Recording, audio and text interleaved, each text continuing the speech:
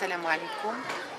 كريمة بن ميمون فنانة مسرحية، وكذلك موظفة بالمديرية الإقليمية بنيابة وجدة إمداد كرئيسة مكتب.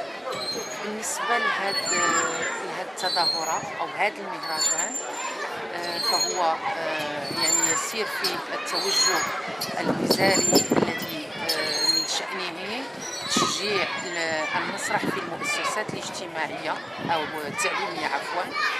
هذا المسرح كيكون في حد ذاته وسيلة للطفل للتعلم وللتغلب على الصعوبات. في بعض الأحيان أنه كتكون عنده صعوبات التعلم، وبالمسرح ينطلق الطفل ويبدع. المسرح بالنسبة للمسرح المدرسي فهو لبنة أو فهو بذرة من خلاله نعطي مسرحا فيما بعد احترافي. لماذا؟ لأن هذا الطفل يكون أو يلقى تكوينا مسرحيا منذ الطفولة ويترعرع في أحضان الأعمال المسرحية، فسوف يكون في المستقبل فنانا وكذلك مواطنا صحيحا إن أردنا أن نقول، لأن المسرح يعطي رسائل ويمرر رسائل المواطنة، رسائل بالأخلاق، رسائل في جمع أو على جميع المستويات للطفل. والطفل دائما يكون المتلقي أو يحب ما يلقاه من المسرح، ولا يحب ما هو مباشرة مثلا في القسم أو مع الأستاذ.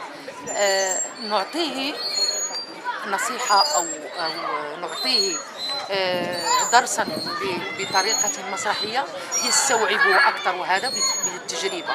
لذلك كان تشجيع المسرح المدرسي على هذا النحو حتى يبدع التلميذ وحتى يعطي ما بداخله وينفتح أكثر نحو العالم المسرحي.